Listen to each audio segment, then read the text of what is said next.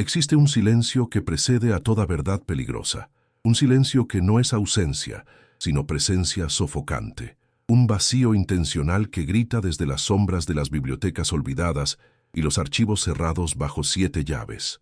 Este es el silencio que rodea al libro que nunca fue, al texto que existió pero fue borrado, al conocimiento que amenazaba no solo una religión, sino el orden entero del mundo medieval, y más allá. ¿Por qué la humanidad teme tanto a la verdad, que la entierra con tanta urgencia? ¿Qué poder tiene una palabra para transformar la realidad de millones de seres, si no fuera que esa palabra revela lo que siempre estuvo oculto? La historia que se despliega en estas líneas no es una narración convencional de hechos históricos, sino más bien una exploración del abismo entre lo que se nos enseña y lo que realmente fue, una jornada a través del pensamiento de Baruch Spinoza, aquel filósofo que llegó a comprender que el miedo, más que la fe, ha sido el arquitecto invisible de toda estructura religiosa conocida.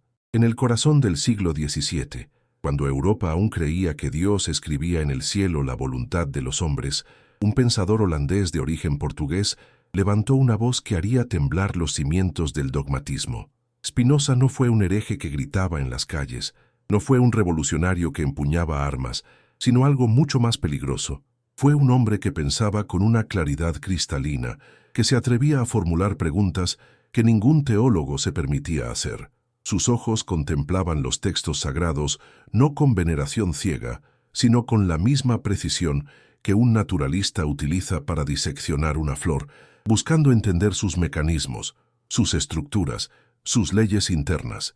¿No será que la verdadera herejía no consiste en negar a Dios, sino en preguntarse honestamente ¿qué es Dios?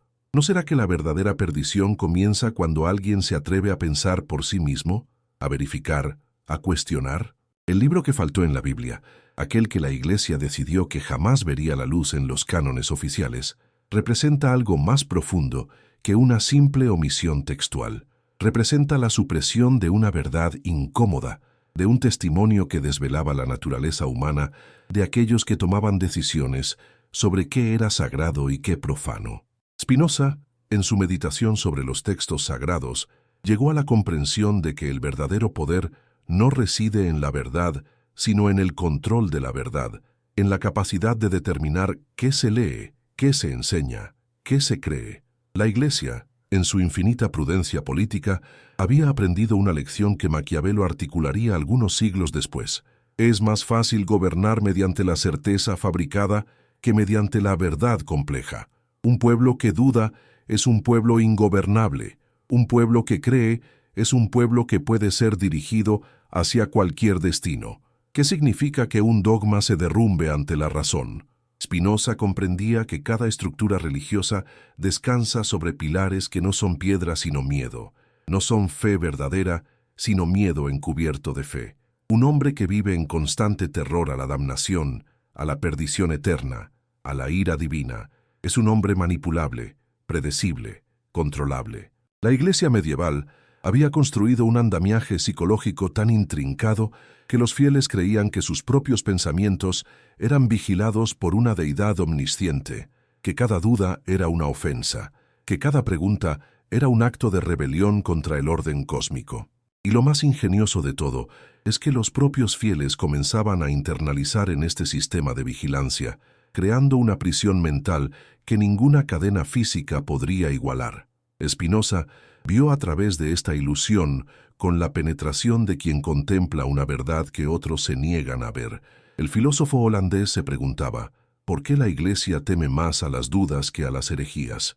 La respuesta es desoladora y reveladora al mismo tiempo. Una herejía es un error que puede ser combatido, refutado, castigado.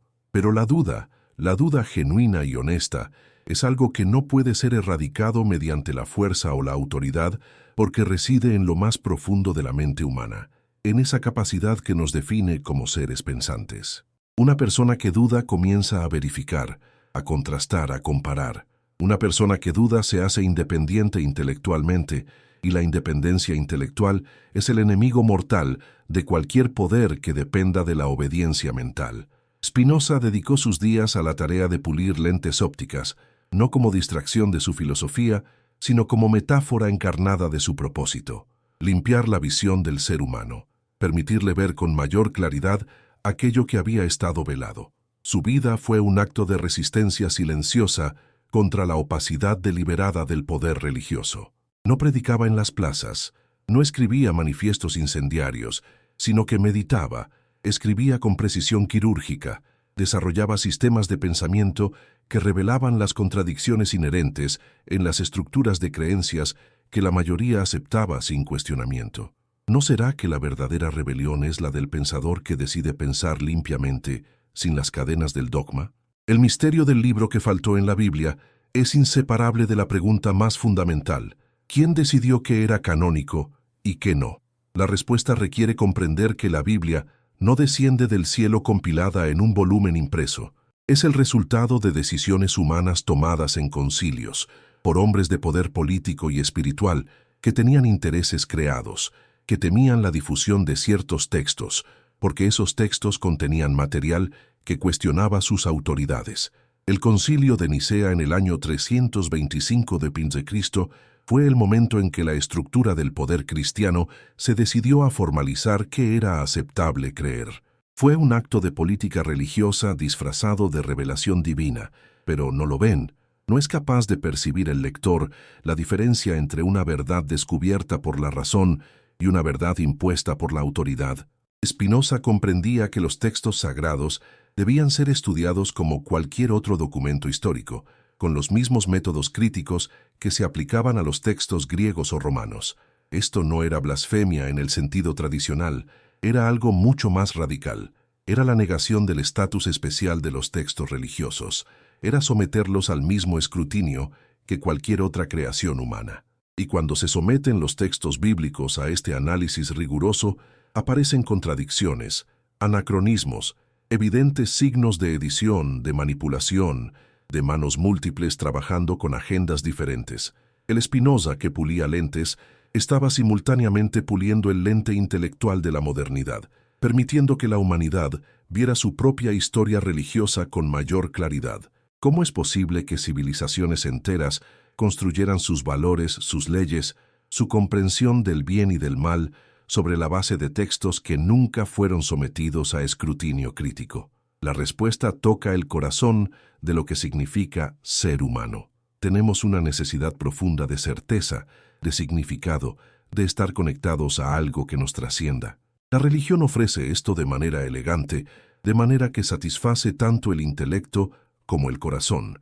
Pero ¿qué ocurre cuando descubrimos que esa certeza es artificial, que ese significado fue construido, que esa conexión cósmica es una ilusión compartida? Spinoza no ofrecía consuelo fácil ante esta pregunta, sino algo mucho más valioso. Ofrecía la posibilidad de construir una comprensión más honesta del universo y de nuestro lugar en él. El libro que faltó es, en cierto sentido, todos los libros que fueron rechazados, todos los evangelios que no fueron seleccionados, todos los textos que desafiaban la narrativa oficial. Estaban allí, disponibles, pero fueron declarados apócrifos, no inspirados, errados. La palabra apócrifo es particularmente reveladora. Significa secreto, oculto, no autorizado. Así que la Iglesia, en su infinita sagacidad política, creó una categoría especial para los textos que no podía destruir completamente, pero que no podía permitir que circularan libremente. Declarar algo apócrifo es un acto de poder más sofisticado que quemar libros. Es permitir que el conocimiento exista, pero invalida su autoridad de antemano. Entre estos textos olvidados, hay historias que contradicen la narrativa oficial, evangelios que presentan a figuras bíblicas de maneras que la Iglesia consideraba inaceptables, textos que hablaban de la naturaleza divina en términos que amenazaban la estructura jerárquica del poder eclesiástico. Spinoza habría leído estos textos con fascinación, no porque buscara confirmar una fe diferente, sino porque buscaba comprender cómo la verdad había sido filtrada, procesada, transformada para servir a intereses específicos. Su Teológico Político, su obra maestra de análisis bíblico, es precisamente esto, un análisis meticuloso de cómo los textos sagrados fueron utilizados como instrumentos de poder. ¿No será que la verdadera fe comienza cuando las certezas se quiebran? Spinoza, en su pensamiento más radical, sugería que la espiritualidad genuina no nace de la obediencia ciega, sino de la comprensión racional de la naturaleza. Su concepto de Deus sive natura, Dios o naturaleza, representa un giro copernicano en el pensamiento religioso. No hay un Dios que interviene en los asuntos humanos desde las alturas. No hay un Dios que ama o castiga, que premia o condena. Hay una realidad, un orden, una estructura fundamental del universo que es simultáneamente Dios y naturaleza.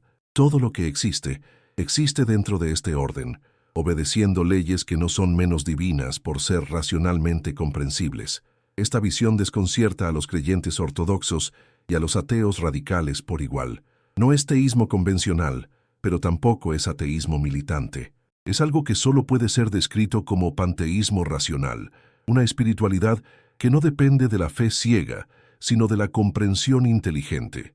Spinoza fue acusado de ateísmo, fue excomulgado, fue considerado una amenaza para el orden social, precisamente porque su pensamiento ofrecía una alternativa. Ofrecía la posibilidad de ser espiritual sin ser supersticioso, de ser moral sin ser temeroso, de ser conectado con la realidad fundamental sin someterse a autoridades que pretendían ser sus intérpretes únicos. El libro que faltó en la Biblia es, de cierto modo, la propia vida de Spinoza, su existencia como pensador que se atrevió a pensar diferente.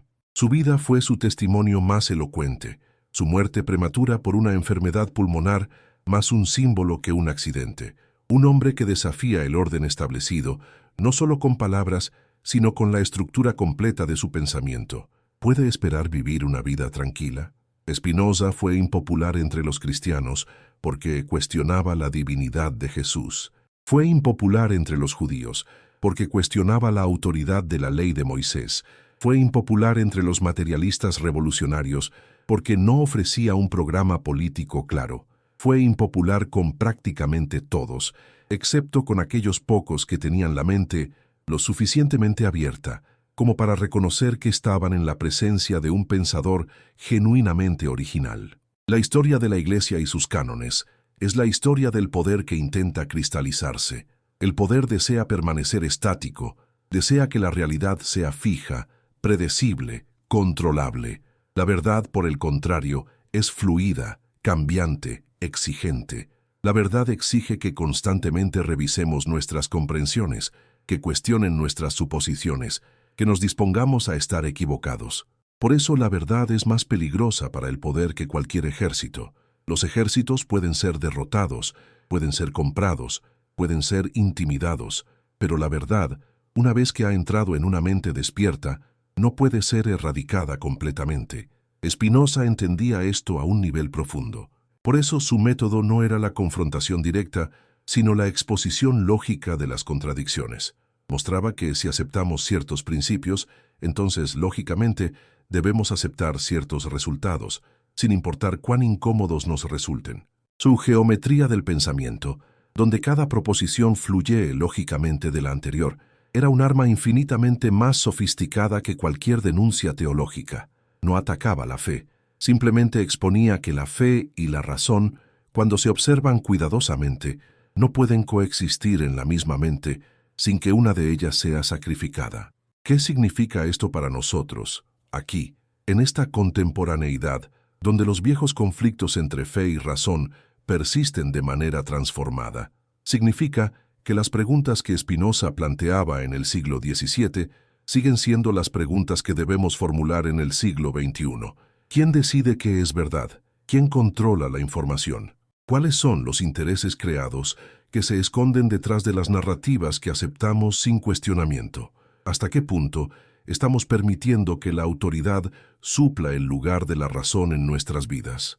El segundo movimiento de esta exploración requiere que nos sumerjamos más profundamente en el conflicto entre Spinoza y su época, entre la iluminación racional y la oscuridad complaciente del dogmatismo, porque aquí es donde vemos con mayor claridad la confrontación entre dos modos completamente diferentes de estar en el mundo. Durante los años que Spinoza vivió, Europa experimentaba transformaciones sísmicas. El Renacimiento había desmoronado las murallas medievales de la ignorancia, permitiendo que nuevas ideas circularan, que nuevos métodos de investigación fueran desarrollados, que la ciencia comenzara lentamente a revelar los mecanismos reales de la naturaleza. Pero la Iglesia, el poder institucional que había gobernado durante milenios, no estaba dispuesta a ceder terreno sin lucha. El conflicto no era simplemente intelectual, era existencial. Si la Iglesia permitía que la razón tuviera la última palabra en materia de verdad, entonces su propia autoridad se encontraba fundamentalmente cuestionada. ¿Qué significa la autoridad eclesiástica si cualquier persona con suficiente educación puede llegar a conclusiones diferentes sobre la naturaleza de Dios, la salvación, la moral? Spinoza fue educado en la tradición judía, donde el estudio riguroso de los textos sagrados era considerado una virtud suprema. Pero su estudio no fue pasivo, no fue el tipo de estudio donde uno simplemente absorbe lo que se le enseña. Fue un estudio activo, crítico, interrogativo. Mientras sus maestros esperaban que llegara a conclusiones tradicionales, Spinoza estaba llegando a conclusiones radicales. Sus cuestionamientos iniciales eran modestos. ¿Por qué la Torá contiene descripciones de Dios que parecen conflictivas? ¿Cómo es posible que múltiples autores hayan escrito los textos sagrados si supuestamente fueron dictados por Dios? ¿No sugiere la evidencia textual que la Biblia es un documento humano, compilado, editado, con todas las marcas del trabajo humano visible en sus páginas? La comunidad judía de Ámsterdam, donde Spinoza pasó sus años cruciales, era una comunidad de comerciantes y estudiosos que había huido de la persecución ibérica. Eran personas que valoraban la erudición, que habían experimentado la fuerza del dogmatismo religioso convertido en violencia política. Pero incluso en este contexto, las preguntas de Spinoza eran demasiado audaces. Un joven no tenía derecho a cuestionar los fundamentos de la fe de sus padres, no tenía derecho a sugerir que los textos sagrados podrían ser analizados como si fueran documentos ordinarios. Había un orden, una jerarquía, un respeto debido a la tradición. Pero Spinoza no podía dejar de pensar. La estructura de su mente era tal que, una vez que había percibido una contradicción, no podía simplemente ignorarla por el bien de la armonía social. Esto no lo hacía una persona difícil, aunque probablemente lo era. Lo hacía una persona madura intelectualmente, en el sentido más profundo de la palabra. Una persona que había decidido que la verdad era más importante que la comodidad, que la integridad mental era más importante que la aceptación social. Cuando finalmente fue excomulgado de la comunidad judía, alrededor del año 1656, Spinoza no fue excomulgado por acciones, no fue excomulgado por cosas que hubiera hecho. Fue excomulgado por sus pensamientos, por sus preguntas, por su negativa a aceptar la autoridad incuestionable de la tradición. La fórmula de la excomunión fue particularmente severa, particularmente completa. No solo fue apartado de la comunidad, sino que se ordenó que ningún judío pudiera tener trato alguno con él, que se le negara toda forma de conexión social y comercial. Era un intento de aislar al pensador peligroso, de demostrar que tales preguntas tenían consecuencias sociales devastadoras. ¿Acaso no es notable que un joven cuya única ofensa era pensar demasiado claramente fuera tratado como un leproso, como alguien cuya presencia contaminaba? ¿No sugiere esto algo profundo sobre la naturaleza del poder religioso, sobre la amenaza que representa la claridad de pensamiento para cualquier estructura que depende del misticismo y la obediencia? Spinoza no respondió con amargura, aunque habría tenido razones para hacerlo. En cambio, se retiró a una vida de relativa soledad, viviendo en pequeñas habitaciones en diferentes ciudades holandesas, puliendo lentes ópticas para ganarse la vida, escribiendo en sus horas libres los trabajos que establecerían las bases de la filosofía moderna. La vida de Spinoza fue la vida de un mártir, pero un mártir que ofrecía su testimonio no a través del sufrimiento dramático, sino a través del trabajo intelectual implacable. Su martirio era la dedicación a la verdad, incluso cuando esa verdad lo dejaba aislado, rechazado, viviendo al margen de la sociedad. El tratado teológico-político que escribió fue un acto de audacia casi sin igual. No era un texto destinado al debate académico entre filósofos sofisticados. Era, de hecho, un intento de dirigirse al público educado, de presentar métodos críticos de análisis bíblico que pudieran ser comprendidos y aplicados por cualquiera con suficiente educación para leer. Spinoza estaba, en cierto sentido, democratizando la capacidad de cuestionar los textos sagrados. No estaba diciéndole a la gente qué creer, sino mostrándole cómo pensar sobre estos textos de manera diferente, cómo hacer preguntas que los guardianes de la tradición no querían que se hiciera.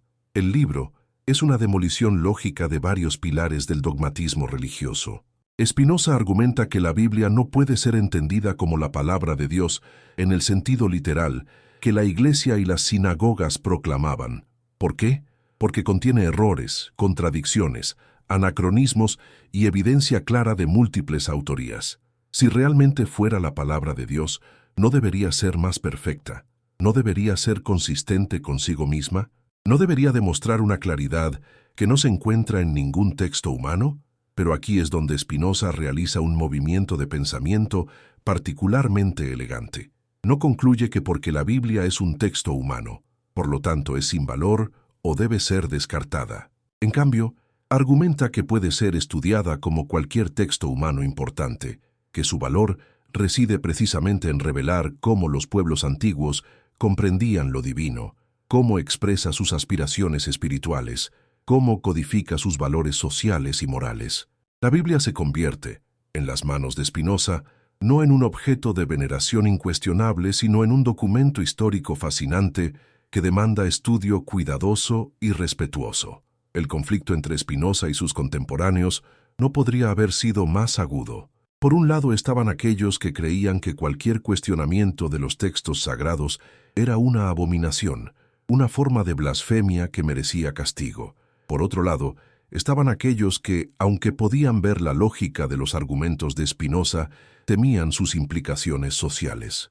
Si permitimos que la gente cuestione la Biblia, ¿qué les impide cuestionar las estructuras de autoridad que dependen de la Biblia para su legitimidad?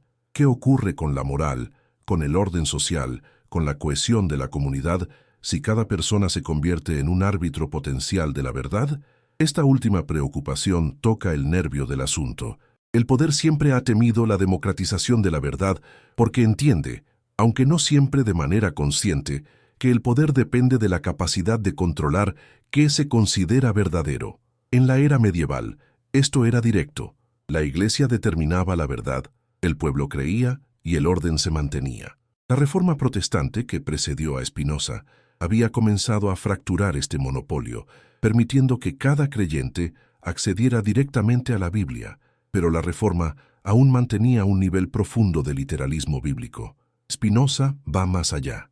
No solo permite el acceso directo a los textos, sino que enseña métodos para analizarlos críticamente, para formular preguntas que los literalistas nunca permitirían. ¿Cuál es el miedo fundamental que experimenta una institución religiosa cuando se enfrenta a pensadores como Spinoza? Reflexionemos sobre esto con cuidado, porque la respuesta revela algo esencial sobre la naturaleza misma del poder religioso. El miedo no es principalmente que los fieles abandonen la fe, aunque ese es un temor secundario. El miedo fundamental es que los fieles comiencen a pensar por sí mismos, que desarrollen la capacidad intelectual de cuestionar, que comprendan que tienen derecho a buscar la verdad mediante su propia razón. Una vez que esto ocurre, la autoridad religiosa no puede simplemente imponer creencias, debe persuadir, debe argumentar, debe justificarse. Spinoza comprendía esto a un nivel intuitivo, por eso no atacaba la religión directamente. No decía que la gente debería abandonar sus creencias. En cambio, hacía algo más radical.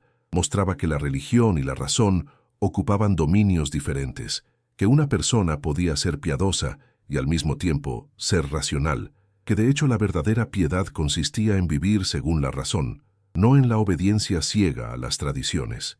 El concepto de buen vivir, de vida éticamente plena, es central en el pensamiento de Spinoza, y aquí vemos donde su filosofía se vuelve prácticamente revolucionaria. No estamos hablando de una filosofía abstracta destinada a especuladores ociosos. Estamos hablando de una filosofía que ofrece una respuesta a la pregunta más importante: ¿cómo debo vivir? Y la respuesta de Spinoza es inquietante para los defensores del dogmatismo. Debes vivir según tu propia razón. Debes comprender las leyes naturales que rigen tu existencia. Debes buscar lo que realmente beneficia tu ser, no lo que otros te dicen que beneficia tu ser. Esto es peligroso porque invalida el argumento de la autoridad. La Iglesia podía decir, debes hacer esto porque Dios lo ordena, porque la tradición lo prescribe, porque la autoridad lo requiere. Pero Spinoza dice algo diferente. Dice, tu razón es la brújula que debe guiar tu vida. Si algo te es beneficioso, si algo aumenta tu capacidad de actuar y de pensar, entonces eso es bueno. Si algo te daña, si te disminuye, entonces es malo, sin importar cuántas autoridades digan lo contrario. Por supuesto, la Iglesia tenía una respuesta a esto. Decía que la razón del individuo era insuficiente, que necesitaba la guía de la tradición y la autoridad porque de lo contrario caería en el error. Esta es una versión sofisticada del argumento contra el pensamiento crítico y es sorprendentemente efectiva psicológicamente. ¿Quién no ha experimentado el miedo de confiar completamente en su propia razón? ¿Quién no ha sentido la tentación de dejar que otros tomen decisiones por nosotros para así no tener que cargar con el peso total de la responsabilidad? Pero Spinoza rechaza este argumento, no porque niegue que los individuos puedan cometer errores, sino porque señala que la historia muestra que las autoridades también cometen errores, frecuentemente errores más graves, porque son errores sistematizados, institucionalizados, aplicados a millones de personas durante siglos. Un error individual es limitado en su daño. Un error institucional puede transformar culturas enteras, puede retardar el progreso humano, puede causar sufrimiento incalculable. El misterio del libro que faltó en la Biblia comienza a iluminarse cuando consideramos qué tipo de textos fueron rechazados y por qué. Los evangelios apócrifos que nos han llegado a través de hallazgos arqueológicos en los últimos siglos muestran una variedad asombrosa en cómo diferentes comunidades cristianas primitivas entendían a Jesús, su mensaje, su naturaleza divina. Algunos textos lo presentaban como profeta, otros como un ser celestial, otros como un maestro de sabiduría. Algunos textos enfatizaban la razón y el aprendizaje, otros enfatizaban el misticismo y la experiencia directa de lo divino. Cuando la Iglesia decidió establecer un canon, no estaba simplemente compilando los textos más antiguos o los más confiables. Estaba seleccionando textos que concordaban con una interpretación particular de quién era Jesús y qué significaba ser cristiano. Los textos que no se alineaban con esta interpretación fueron dejados a un lado, fueron declarados apócrifos, fueron eventualmente perdidos en muchos casos. Este proceso no fue una conspiración consciente de hombres malvados que deliberadamente suprimían la verdad, aunque sin duda algunos de los participantes en el proceso entendían que había intereses de poder en juego. Era más bien el resultado natural de un proceso político donde ciertos grupos tenían más poder que otros, donde ciertas interpretaciones tenían más influencia institucional que otras.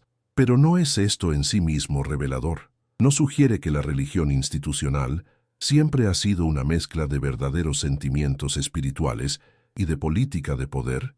No muestra que los textos que consideramos sagrados son el resultado de decisiones humanas, influenciadas por intereses humanos, moldeados por la política humana. Spinoza veía esto claramente y lo articulaba de manera que no podía ser ignorada por alguien que se tomara el tiempo de leer cuidadosamente sus argumentos. El verdadero conflicto entre Spinoza y la Iglesia, entre la razón ilustrada y el dogmatismo religioso, es el conflicto entre dos tipos de verdad. La verdad que depende de la autoridad es una verdad que requiere fe, que requiere sumisión, que requiere que aceptemos lo que se nos dice, porque la persona que lo dice tiene poder sobre nosotros. La verdad que emerge de la razón es una verdad que se puede verificar, que se puede pensar, que invita a la revisión y la mejora constante. ¿No será que la Iglesia temía a Spinoza no porque sus argumentos fueran débiles, sino porque eran fuertes? ¿No será que el poder religioso comprendía que una vez que permitiera que se cuestionara la autoridad de los textos sagrados, una vez que permitiera que se aplicaran métodos críticos de análisis, el fundamento entero de su poder se comenzaría a desmoronar? La vida de Spinoza en el siglo XVII fue la vida de alguien que vivía en una frontera intelectual. Por un lado estaba el mundo medieval que aún dominaba la mayoría de las instituciones religiosas y educativas, un mundo donde la autoridad prevalecía sobre la razón, donde el dogma no tenía que justificarse porque estaba respaldado por el poder. Por otro lado estaba el mundo moderno que está comenzando a surgir, un mundo donde la razón comienza a establecer sus derechos, donde los resultados científicos comienzan a desafiar las concepciones tradicionales de la naturaleza, donde el potencial para una sociedad más democrática y racional comienza a asomar. Spinoza se posicionó deliberadamente en esta frontera. No fue un conservador que trataba de preservar la verdad antigua, ni tampoco fue un revolucionario que buscaba destruir completamente la religión y la tradición. Fue algo más sofisticado. Fue un pensador que trataba de mostrar que la verdadera religión, la verdadera espiritualidad, era más consistente con la razón que con el dogmatismo ciego. Que una persona racional podría ser una persona profundamente espiritual si entendía que la divinidad no se encontraba en los dogmas o los rituales, sino en la estructura racional del universo mismo. Este es el punto donde la filosofía de Spinoza comienza a revelarse como algo más que un ejercicio intelectual académico. Es una invitación a una forma de vida diferente, a una manera diferente de estar en el mundo. Es una invitación a rechazar el miedo como principio director de nuestras vidas, a reconocer que el miedo a la condenación eterna, el miedo a la represalia divina, el miedo a la desaprobación de la autoridad, todos estos miedos son los que realmente nos encadenan. Y que la verdadera libertad reside en la comprensión clara de cómo funciona realmente el universo, cómo funcionamos realmente como seres. Imagine, si puede, una institución religiosa que en lugar de temer a Spinoza, lo abrazara. Imagine una iglesia que dijera, cuestiona, piensa, verifica, razona. Estamos confiados en que si realmente piensas claramente, si realmente investigas honestamente, llegarás a conclusiones que son consistentes con la verdad divina. ¿Sería ese un acto de fe verdadero o sería ese un acto de suicidio institucional? Quizás sea ambos. Quizás la verdadera fe requiere precisamente ese riesgo, esa disposición a permitir que la razón tenga la última palabra, incluso si eso significa que algunos de los supuestos que hemos sostenido durante siglos resulten ser erróneos. Pero la Iglesia no podía tomar ese riesgo. El poder nunca puede permitirse ese riesgo completamente, porque el poder depende de certeza, de la creencia de que sus líderes saben más que los individuos, de que la estructura jerárquica existe por buenas razones.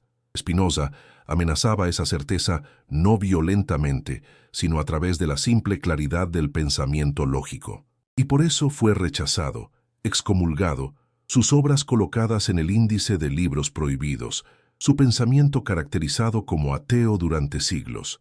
¿No es notable que alguien cuya filosofía principal era que todo lo que existe es divino, que Dios es idéntico a la naturaleza, que rechazaba la noción de un Dios personal que interfiere en los asuntos humanos, fuera acusado de ateísmo? Es notable porque muestra que los acusadores entendían implícitamente que lo que Spinoza estaba haciendo era más radical que simplemente negar a Dios. Estaba transformando completamente el concepto de Dios de una manera que hacía que toda la estructura teológica tradicional fuera innecesaria. Aquí termina la segunda parte del análisis, la inmersión en el conflicto directo entre Spinoza y su época. Hemos visto cómo un joven judío educado en Ámsterdam fue llevado a preguntas que no podía dejar sin respuesta, cómo sus preguntas lo llevaron a conclusiones que lo aislaron de su propia comunidad y lo enemistaron con la religión institucional en general. Hemos visto cómo su vida fue un testimonio vivo de lo que significa elegir la verdad por encima de la comodidad, la claridad por encima de la certeza reconfortante que proporciona el dogmatismo. Ahora llegamos a la culminación de esta exploración, al lugar donde las implicaciones de todo lo que ha sido discutido pueden ser articuladas plenamente. Porque la tercera parte de esta reflexión no es simplemente un cierre narrativo, sino un llamado, una invitación, una última provocación dirigida a aquellos que todavía tienen la capacidad de pensar por sí mismos. El misterio del libro que faltó, el libro que la Iglesia decidió que nunca vería luz oficial en los cánones sagrados, puede finalmente ser entendido no como un texto específico, sino como representación de toda la verdad suprimida por el poder religioso. Es el Evangelio de Tomás, con sus logias misteriosas que enseñan que el reino de Dios ya está aquí, dentro de ustedes, no en un futuro lejano. Es el Evangelio de Felipe, que habla de metáforas espirituales que van más allá de la interpretación literal. Es el Evangelio de Judas, que reimagina la traición como un acto de cumplimiento del destino divino. Es toda la proliferación de textos, tradiciones y comprensiones que fueron subsumidas bajo la autoridad de 4 evangelios seleccionados por criterios políticos. Pero el libro que realmente falta es más fundamental. Es el libro que habría resultado si la humanidad hubiera permitido que la razón y la verdad honesta fueran sus guías en materia espiritual desde el principio. ¿Qué tipo de religiones habríamos desarrollado si estuvieran basadas en la comprensión cuidadosa de cómo funciona realmente el mundo, en lugar de estar basadas en mitos y narrativas que sirven a intereses de poder? ¿Qué tipo de moral habríamos construido si hubiera surgido de la reflexión racional sobre el bien y el mal, en lugar de ser impuesta por una autoridad que pretendía hablar en nombre de Dios? Spinoza nos ofrece un vistazo a este libro ausente. En su Ética, presenta un sistema donde la moralidad no surge de órdenes externas, sino de la naturaleza misma del ser humano. Dice que es bueno aquello que aumenta nuestra potencia de actuar, nuestra capacidad de pensar y de existir. Es malo aquello que disminuye esta potencia.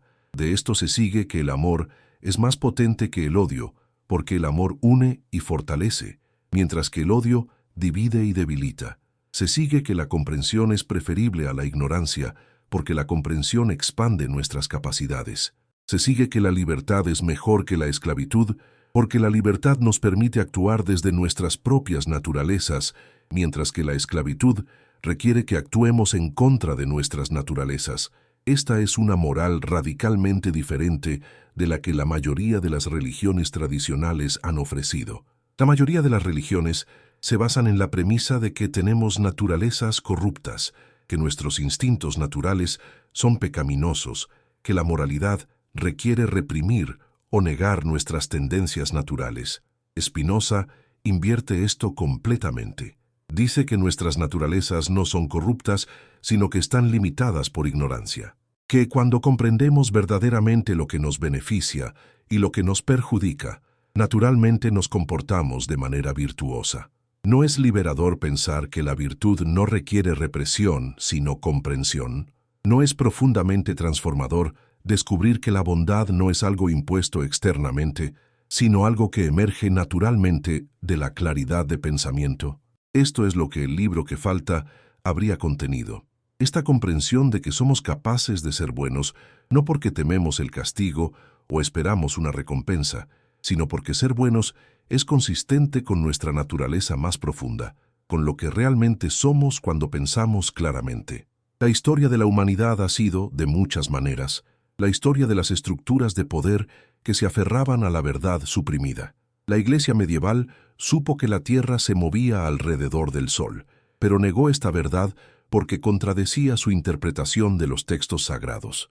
La Iglesia supo que los humanos compartimos características con los animales, pero negó esto como blasfemia durante siglos. La Iglesia supo que los textos sagrados contenían errores y contradicciones, pero los canonizó como perfectos, porque admitir lo contrario habría erosionado su autoridad. Cada vez que una verdad ha amenazado el poder establecido, ha habido un proceso de supresión. No siempre a través de la violencia explícita, aunque a veces sí, frecuentemente a través de mecanismos más sofisticados. Declarar que la verdad es apócrifa, que es especulación sin autoridad, que es herejía que debe ser evitada por fieles verdaderos. Estos mecanismos de supresión son extraordinariamente efectivos porque apelan a la autoridad, a la tradición, al miedo del ostracismo social. Spinoza vivió y murió en este contexto. Vivió en una época donde, aunque la Reforma protestante había fracturado la unidad de la Iglesia romana, el poder religioso seguía siendo supremo. Murió sin ver el triunfo de la razón, sin ver el momento cuando las instituciones educativas finalmente permitirían que los textos sagrados fueran estudiados críticamente en las universidades. Pero su pensamiento fue como una semilla que fue plantada en el terreno de la historia y que eventualmente germinó. La Ilustración, que siguió 2 siglos después, debe mucho a Spinoza. aunque a menudo no lo reconozca. Los pensadores ilustrados que cuestionaban el poder absoluto de la monarquía, que insistían en que los gobiernos debían ser racionales y justificables, que demandaban que la educación estuviera disponible para todos estos pensadores estaban trabajando en el terreno preparado por Spinoza. Pero hay que ser cuidadosos aquí. Es fácil permitir que el triunfo de la razón en la esfera política nos haga creer que el conflicto ha sido completamente resuelto. La verdad es que el conflicto persiste, transformado pero persistente. Las estructuras de poder nunca desaparecen completamente. Simplemente se adaptan, se reinventan, encuentran nuevas formas de legitimarse. En el mundo contemporáneo, nos encontramos con nuevas formas de supresión de la verdad. Tenemos el control mediático que determina qué historias se cuentan y cuáles se ocultan. Tenemos algoritmos que filtran la información que recibimos, creando burbujas de creencia donde cada persona vive en su propio universo de hechos seleccionados. Tenemos instituciones académicas que tienen sus propias ortodoxias, sus propios temas prohibidos, sus propias verdades incuestionables. ¿No será que el conflicto fundamental entre la verdad y el poder no está resuelto, sino que simplemente ha evolucionado a nuevas formas? ¿No será que cada generación debe repetir la lucha que Spinoza libró, la lucha por el derecho a pensar claramente, a cuestionar la autoridad, a investigar honestamente? Este es el mensaje que emerge de la contemplación profunda de Spinoza y su época. No es un mensaje cómodo. Es un mensaje que exige responsabilidad, porque si Spinoza tenía razón, si la razón realmente es un camino más seguro hacia la verdad que la obediencia a la autoridad, entonces cada uno de nosotros tiene la responsabilidad de pensar claramente, de hacer preguntas, de verificar lo que se nos dice antes de aceptarlo. El libro que faltó en la Biblia, entonces, es el libro que cada persona debe escribir en su propia mente. Es el libro que resulta cuando realmente reflexionamos sobre nuestras vidas, cuando nos preguntamos qué es verdadero, cuando nos atrevemos a cuestionar incluso aquello que amamos, incluso aquello que se nos ha enseñado desde la infancia. Porque la verdad verdadera, la verdad que libera y que ennoblece, no puede ser dada por otros. Debe ser descubierta, debe ser pensada, debe ser verificada a través de nuestro propio proceso de razón. La vida de Spinoza fue extraordinaria, no porque fuera fácil, sino porque fue difícil. Fue extraordinaria porque sacrificó la comodidad de la aceptación social por el rigor de la verdad. Fue extraordinaria porque demostró que es posible vivir una vida completamente dedicada a la claridad de pensamiento, completamente enfocada en la comprensión honesta de lo que realmente es. ¿Y qué enseña esta vida a aquellos de nosotros que vivimos en el siglo XXI? Enseña primero que la verdad importa, que no es un lujo o un entretenimiento intelectual, sino algo fundamental para vivir bien, para ser libres, para ser verdaderamente humanos. Enseña, segundo, que la verdad requiere coraje, requiere la disposición a estar solo si es necesario, a ser impopular si es necesario, a sacrificar la aprobación de la mayoría si es necesario. Enseña, tercero, que la verdad es una responsabilidad compartida. No podemos simplemente aceptar lo que otros nos dicen. Debemos aprender a pensar por nosotros mismos, a verificar, a investigar, a participar activamente en la búsqueda de la verdad. La teología que Spinoza desafió era una teología del miedo. Era un sistema donde Dios es presentado como vengativo, donde la humanidad es presentada como corrompida, donde la salvación se encuentra solo en la obediencia a la autoridad religiosa. Spinoza ofrece algo radicalmente diferente. Ofrece una espiritualidad del amor y la comprensión.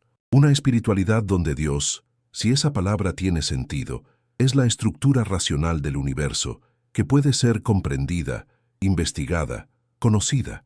Una espiritualidad donde la salvación no es un regalo caído del cielo, sino el resultado de vivir claramente, de pensar honestamente, de actuar de acuerdo con nuestra propia naturaleza racional. ¿Es esto religión o es humanismo secular? Quizás la pregunta es equivocada.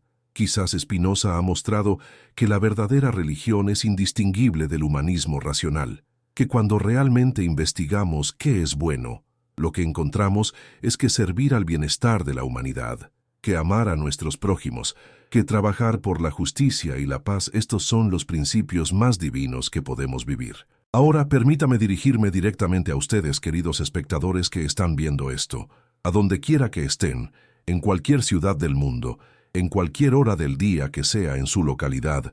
Están en este momento participando de una conversación que trasciende fronteras, que conecta con ideas que tienen siglos de antigüedad, pero que permanecen vibrantemente vivas. Esta es la potencia de la verdad, su capacidad de atravesar tiempo y espacio, de hablar a generaciones que nunca imaginó al que la articuló por primera vez. Les pido que reflexionen profundamente sobre estas preguntas. ¿Quién decidió lo que ustedes deberían creer? ¿Fueron decisiones que ustedes mismos tomaron racionalmente? ¿O fueron decisiones heredadas, aceptadas, sin cuestionar? ¿Hasta qué punto ha sido su vida moldeada por el miedo, ya sea miedo a la condenación eterna, miedo al castigo social, miedo a estar equivocado? ¿Y cómo sería vivir sin estos miedos, vivir en lugar de eso, según lo que su razón realmente le dice que es verdadero y bueno? La invitación que les hago es una invitación a pensar, a cuestionar, a verificar. No les estoy pidiendo que abandonen su fe si la tienen, sino que la examinen, que se pregunten si su fe se basa en la verdad honestamente investigada o si se basa en la obediencia a la autoridad, que se pregunten si su comprensión de lo divino está enraizada en la comprensión clara del mundo o en supersticiones heredadas. Pero esta no es una conversación que pueda ocurrir en monólogo. Es una conversación que requiere su participación, su reflexión, su contribución. Por eso les pido, si esto ha tocado algo en sus corazones, si han sentido que hay preguntas aquí que merecen ser exploradas, que compartan esto con alguien cercano.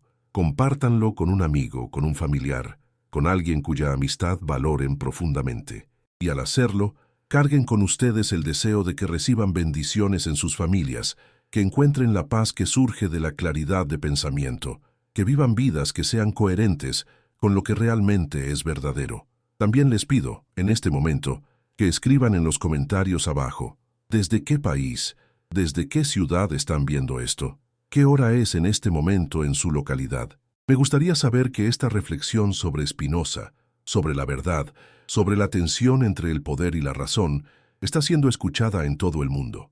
Me gustaría saber que alguien en Japón está pensando en estas cosas, que alguien en Brasil está reflexionando sobre estas preguntas, que alguien en Alemania o en Italia o en España o en Marruecos o en Sudáfrica está permitiendo que estas ideas desafíen su comprensión. Porque aquí es donde alcanzamos el punto verdaderamente climático de esta exploración.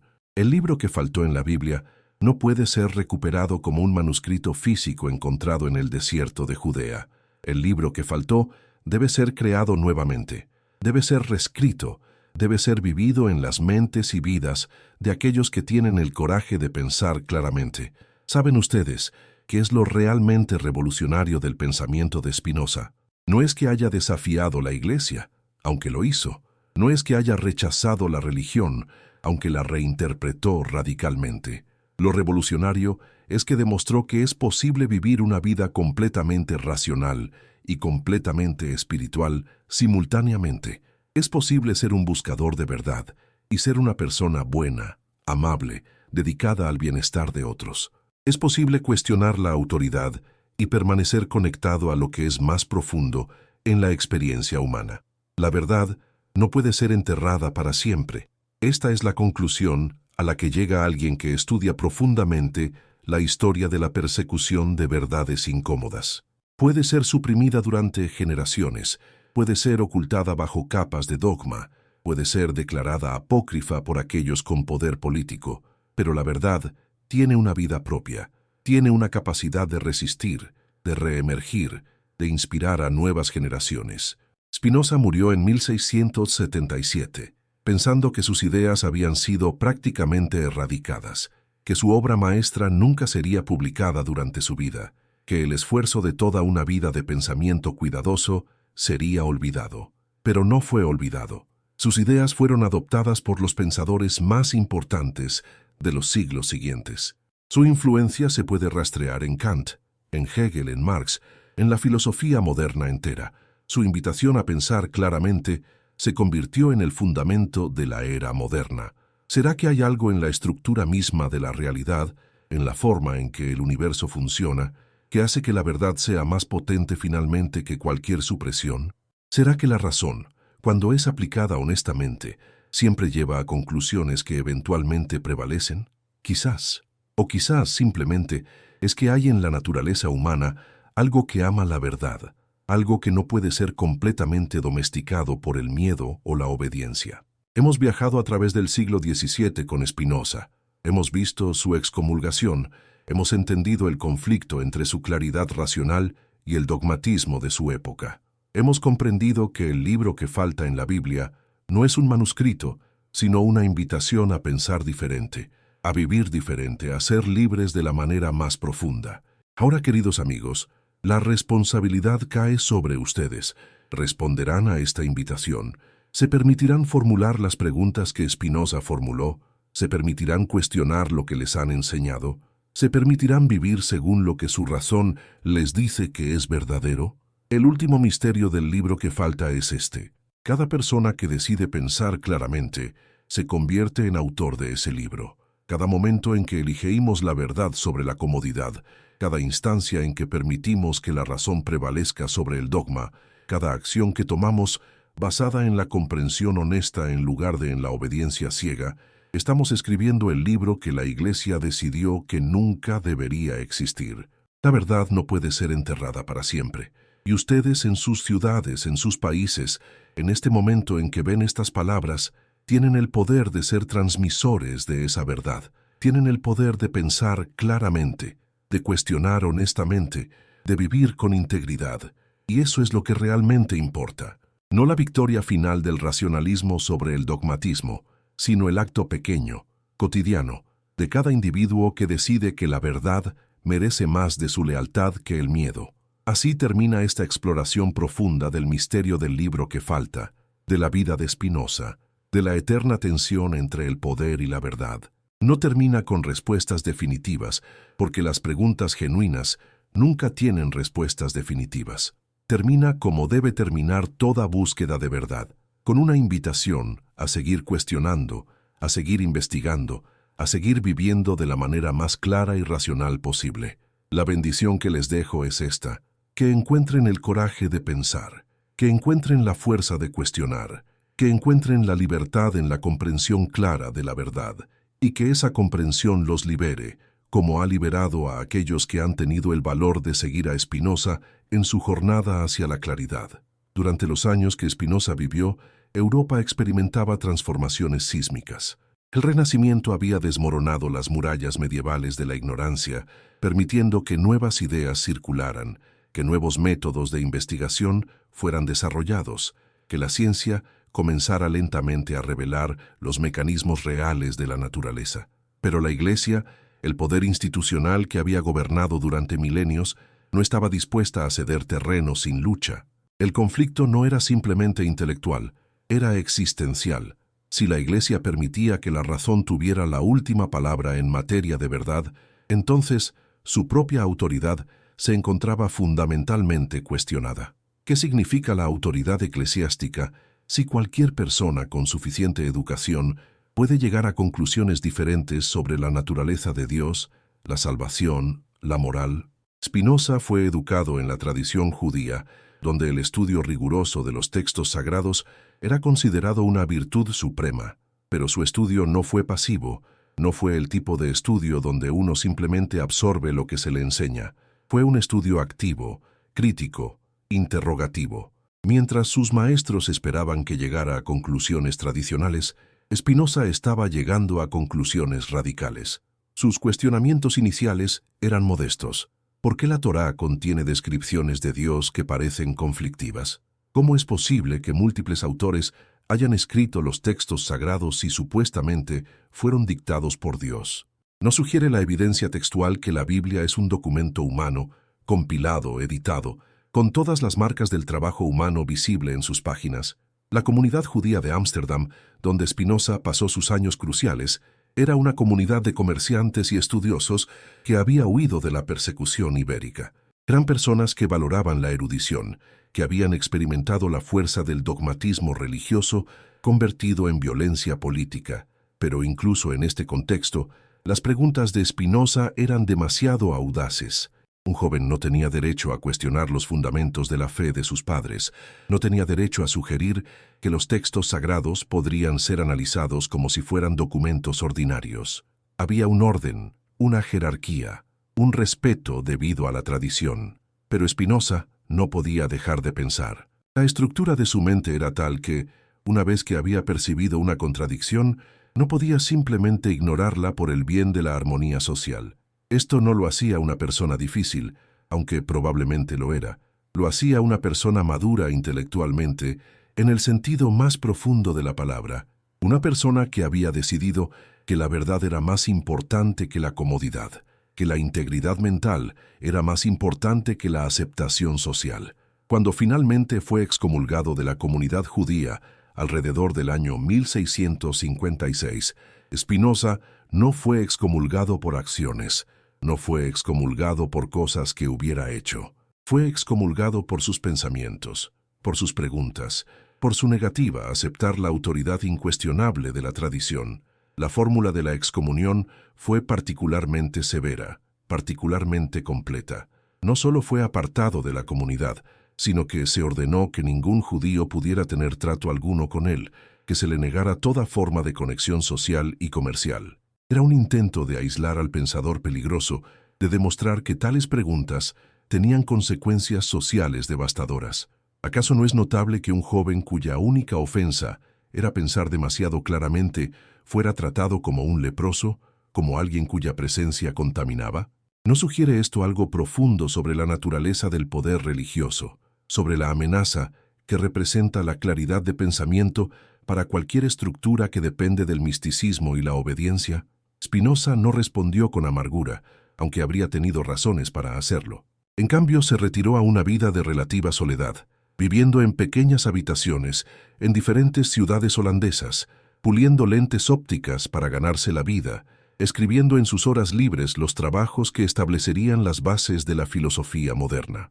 La vida de Spinoza fue la vida de un mártir, pero un mártir que ofrecía su testimonio no a través del sufrimiento dramático, sino a través del trabajo intelectual implacable. Su martirio era la dedicación a la verdad, incluso cuando esa verdad lo dejaba aislado, rechazado, viviendo al margen de la sociedad. El tratado teológico político que escribió fue un acto de audacia casi sin igual. No era un texto destinado al debate académico entre filósofos sofisticados. Era, de hecho, un intento de dirigirse al público educado, de presentar métodos críticos de análisis bíblico que pudieran ser comprendidos y aplicados por cualquiera con suficiente educación para leer. Spinoza estaba, en cierto sentido, democratizando la capacidad de cuestionar los textos sagrados. No estaba diciéndole a la gente qué creer, sino mostrándole cómo pensar sobre estos textos de manera diferente, cómo hacer preguntas que los guardianes de la tradición no querían que se hiciera. El libro es una demolición lógica de varios pilares del dogmatismo religioso. Spinoza argumenta que la Biblia no puede ser entendida como la palabra de Dios en el sentido literal que la Iglesia y las sinagogas proclamaban. ¿Por qué? Porque contiene errores, contradicciones, anacronismos y evidencia clara de múltiples autorías. Si realmente fuera la palabra de Dios, ¿no debería ser más perfecta? ¿No debería ser consistente consigo misma? ¿No debería demostrar una claridad que no se encuentra en ningún texto humano? Pero aquí es donde Spinoza realiza un movimiento de pensamiento particularmente elegante.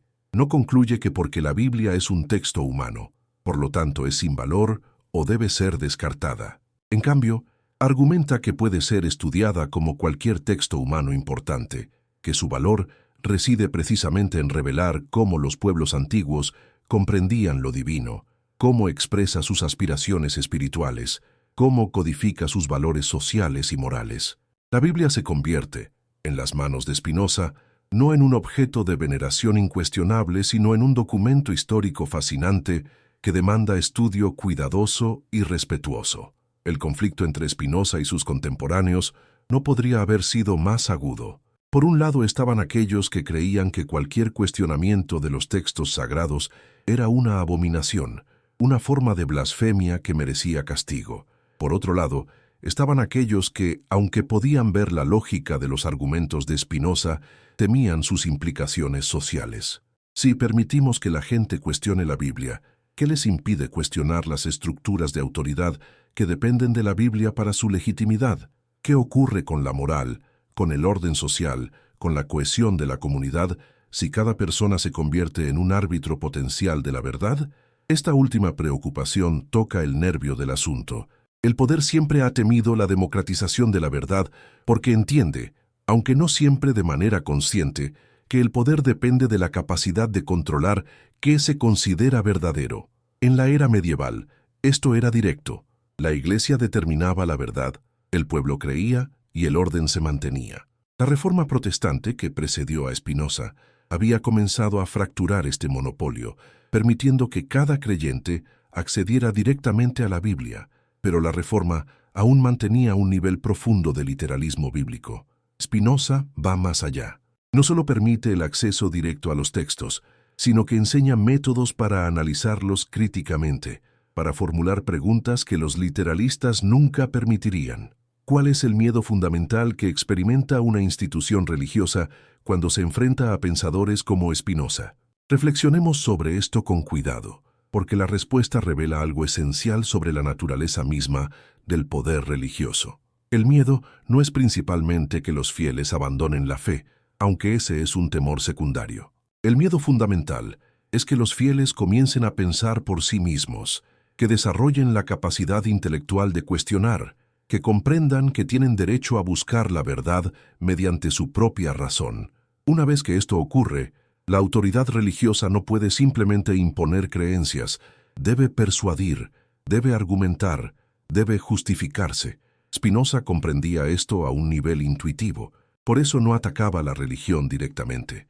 No decía que la gente debería abandonar sus creencias. En cambio, hacía algo más radical. Mostraba que la religión y la razón ocupaban dominios diferentes, que una persona podía ser piadosa y al mismo tiempo ser racional, que de hecho la verdadera piedad consistía en vivir según la razón, no en la obediencia ciega a las tradiciones. El concepto de buen vivir, de vida éticamente plena, es central en el pensamiento de Spinoza, y aquí vemos donde su filosofía se vuelve prácticamente revolucionaria. No estamos hablando de una filosofía abstracta destinada a especuladores ociosos. Estamos hablando de una filosofía que ofrece una respuesta a la pregunta más importante: ¿cómo debo vivir? Y la respuesta de Spinoza es inquietante para los defensores del dogmatismo. Debes vivir según tu propia razón. Debes comprender las leyes naturales que rigen tu existencia. Debes buscar lo que realmente beneficia tu ser, no lo que otros te dicen que beneficia tu ser. Esto es peligroso porque invalida el argumento de la autoridad. La Iglesia podía decir: debes hacer esto porque Dios lo ordena, porque la tradición lo prescribe, porque la autoridad lo requiere. Pero Spinoza dice algo diferente. Dice: tu razón es la brújula que debe guiar tu vida. Si algo te es beneficioso, si algo aumenta tu capacidad de actuar y de pensar, entonces eso es bueno. Si algo te daña, si te disminuye, entonces es malo, sin importar cuántas autoridades digan lo contrario. Por supuesto, la Iglesia tenía una respuesta a esto. Decía que la razón del individuo era insuficiente, que necesitaba la guía de la tradición y la autoridad porque de lo contrario caería en el error. Esta es una versión sofisticada del argumento contra el pensamiento crítico y es sorprendentemente efectiva psicológicamente. ¿Quién no ha experimentado el miedo de confiar completamente en su propia razón? ¿Quién no ha sentido la tentación de dejar que otros tomen decisiones por nosotros para así no tener que cargar con el peso total de la responsabilidad? Pero Spinoza rechaza este argumento, no porque niegue que los individuos puedan cometer errores, sino porque señala que la historia muestra que las autoridades también cometen errores, frecuentemente errores más graves, porque son errores sistematizados, institucionalizados, aplicados a millones de personas durante siglos. Un error individual es limitado en su daño. Un error institucional puede transformar culturas enteras, puede retardar el progreso humano, puede causar sufrimiento incalculable. El misterio del libro que faltó en la Biblia comienza a iluminarse cuando consideramos qué tipo de textos fueron rechazados y por qué. Los evangelios apócrifos que nos han llegado a través de hallazgos arqueológicos en los últimos siglos muestran una variedad asombrosa en cómo diferentes comunidades cristianas primitivas entendían a Jesús, su mensaje, su naturaleza divina. Algunos textos lo presentaban como profeta, otros como un ser celestial, otros como un maestro de sabiduría. Algunos textos enfatizaban la razón y el aprendizaje, otros enfatizaban el misticismo y la experiencia directa de lo divino. Cuando la Iglesia decidió establecer un canon, no estaba simplemente compilando los textos más antiguos o los más confiables. Estaba seleccionando textos que concordaban con una interpretación particular de quién era Jesús y qué significaba ser cristiano. Los textos que no se alineaban con esta interpretación fueron dejados a un lado, fueron declarados apócrifos, fueron eventualmente perdidos en muchos casos. Este proceso no fue una conspiración consciente de hombres malvados que deliberadamente suprimían la verdad, aunque sin duda algunos de los participantes en el proceso entendían que había intereses de poder en juego. Era más bien el resultado natural de un proceso político donde ciertos grupos tenían más poder que otros, donde ciertas interpretaciones tenían más influencia institucional que otras. Pero no es esto en sí mismo revelador. No sugiere que la religión institucional siempre ha sido una mezcla de verdaderos sentimientos espirituales y de política de poder. No muestra que los textos que consideramos sagrados son el resultado de decisiones humanas, influenciadas por intereses humanos, moldeados por la política humana. Spinoza veía esto claramente y lo articulaba de manera que no podía ser ignorada por alguien que se tomara el tiempo de leer cuidadosamente sus argumentos. El verdadero conflicto entre Spinoza y la Iglesia, entre la razón ilustrada y el dogmatismo religioso, es el conflicto entre dos tipos de verdad. La verdad que depende de la autoridad es una verdad que requiere fe, que requiere sumisión, que requiere que aceptemos lo que se nos dice, porque la persona que lo dice tiene poder sobre nosotros. La verdad que emerge de la razón es una verdad que se puede verificar, que se puede pensar, que invita a la revisión y la mejora constante. ¿No será que la Iglesia temía a Spinoza no porque sus argumentos fueran débiles, sino porque eran fuertes? ¿No será que el poder religioso comprendía que una vez que permitiera que se cuestionara la autoridad de los textos sagrados, una vez que permitiera que se aplicaran métodos críticos de análisis, el fundamento entero de su poder se comenzaría a desmoronar? La vida de Spinoza en el siglo XVII fue la vida de alguien que vivía en una frontera intelectual. Por un lado estaba el mundo medieval que aún dominaba la mayoría de las instituciones religiosas y educativas, un mundo donde la autoridad prevalecía sobre la razón, donde el dogma no tenía que justificarse porque estaba respaldado por el poder. Por otro lado estaba el mundo moderno que está comenzando a surgir, un mundo donde la razón comienza a establecer sus derechos, donde los resultados científicos comienzan a desafiar las concepciones tradicionales de la naturaleza, donde el potencial para una sociedad más democrática y racional comienza a asomar.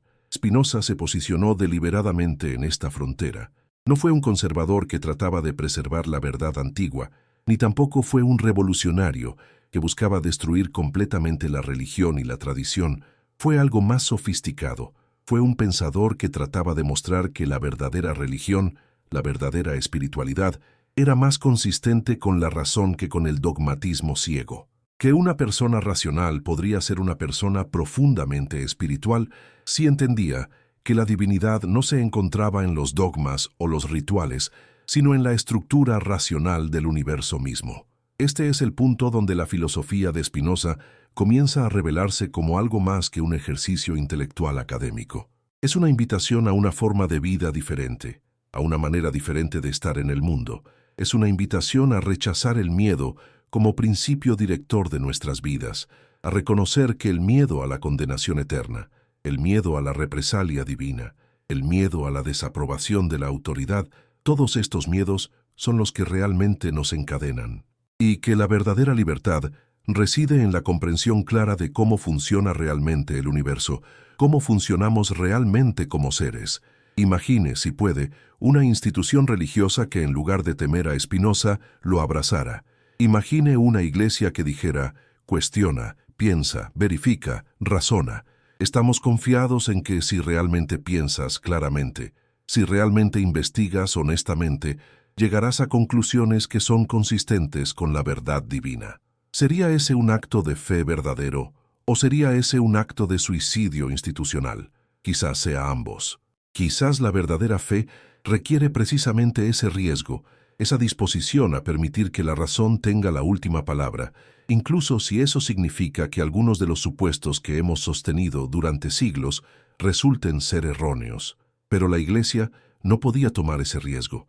El poder nunca puede permitirse ese riesgo completamente, porque el poder depende de certeza, de la creencia de que sus líderes saben más que los individuos, de que la estructura jerárquica existe por buenas razones. Spinoza amenazaba esa certeza no violentamente, sino a través de la simple claridad del pensamiento lógico. Y por eso fue rechazado, excomulgado, sus obras colocadas en el índice de libros prohibidos, su pensamiento caracterizado como ateo durante siglos. ¿No es notable que alguien cuya filosofía principal era que todo lo que existe es divino, que Dios es idéntico a la naturaleza, que rechazaba la noción de un Dios personal que interfiere en los asuntos humanos, fuera acusado de ateísmo? Es notable porque muestra que los acusadores entendían implícitamente que lo que Spinoza estaba haciendo era más radical que simplemente negar a Dios. Estaba transformando completamente el concepto de Dios de una manera que hacía que toda la estructura teológica tradicional fuera innecesaria. Hemos visto cómo un joven judío educado en Ámsterdam fue llevado a preguntas que no podía dejar sin respuesta, cómo sus preguntas lo llevaron a conclusiones que lo aislaron de su propia comunidad y lo enemistaron con la religión institucional en general. Hemos visto cómo su vida fue un testimonio vivo de lo que significa elegir la verdad por encima de la comodidad, la claridad por encima de la certeza reconfortante que proporciona el dogmatismo.